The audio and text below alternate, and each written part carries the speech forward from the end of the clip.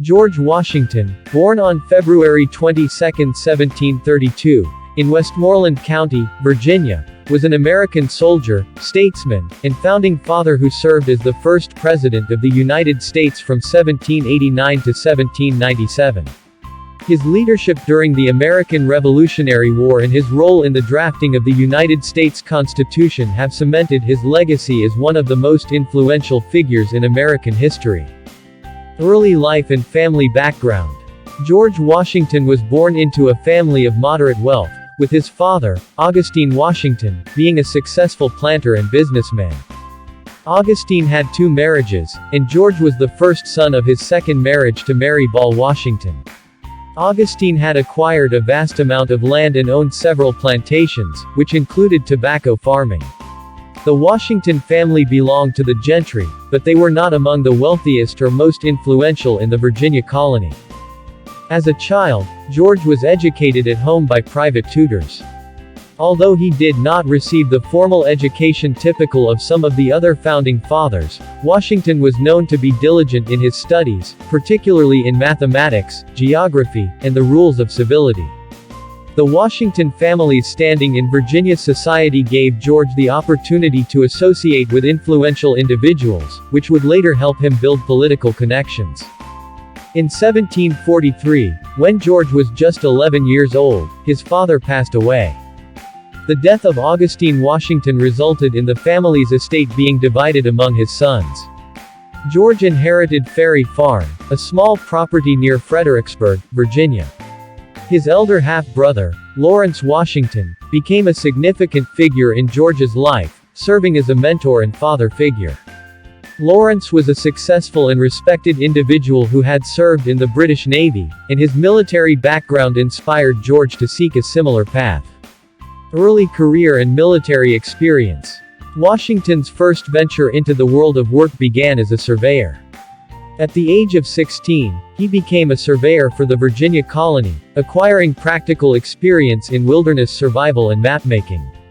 The surveying profession not only earned him some financial independence but also allowed him to purchase land, which helped solidify his social standing in Virginia.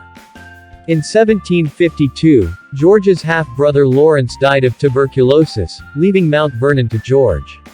The estate, which became Washington's lifelong home, was one of the most famous and prosperous plantations in Virginia.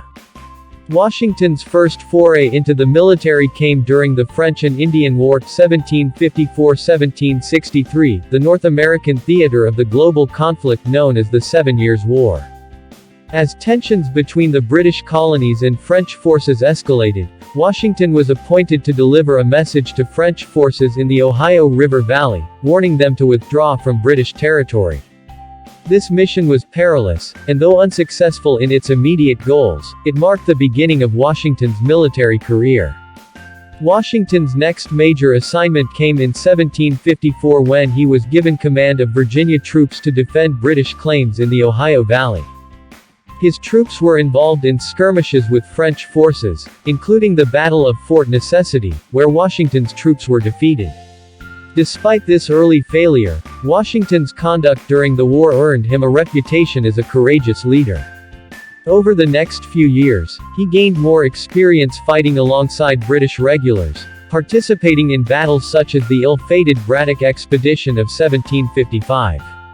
In 1758, after years of service, Washington resigned his commission, disillusioned with the way the British treated colonial officers and troops. This experience would fuel his later resistance to British policies toward the colonies. Marriage and Mount Vernon. On January 6, 1759, George Washington married Martha Custis, a wealthy widow who brought substantial wealth and social prestige to their union. Martha's first marriage had left her with significant property and 2 young children, John Parke Custis and Martha Parke Custis, whom Washington helped raise. The marriage to Martha Custis enhanced Washington's financial standing, and he became one of the wealthiest men in Virginia, with extensive landholdings, including the now iconic Mount Vernon estate. Washington expanded and managed Mount Vernon with an eye for agricultural innovation, moving away from tobacco cultivation, which was labor-intensive and soil-depleting, and instead growing wheat and other crops. His management skills were highly regarded, and Washington employed advanced farming techniques for the time, including crop rotation and fertilization. While George and Martha Washington never had children of their own, their household was always busy with visitors, extended family, and responsibilities related to managing their estates. Washington's status as a prominent Virginia planter allowed him to become involved in colonial politics, first serving in the Virginia House of Burgesses from 1758 to 1775. American Revolution. By the 1760s, Washington had become an influential figure in colonial Virginia. As tensions between Britain and the American colonies escalated due to issues such as taxation without representation and other British policies, Washington increasingly sided with those who sought to resist British rule. He became a delegate to the First and Second Continental Congresses, gatherings of colonial leaders who discussed how to respond to British policies. When the Revolutionary War began in 1775, Washington was appointed Commander-in-Chief of the Continental Army by the Second Continental Congress. His leadership during the war was characterized by resilience, perseverance, and strategic acumen, despite facing numerous challenges, including limited resources, inexperienced soldiers, and significant British military superiority.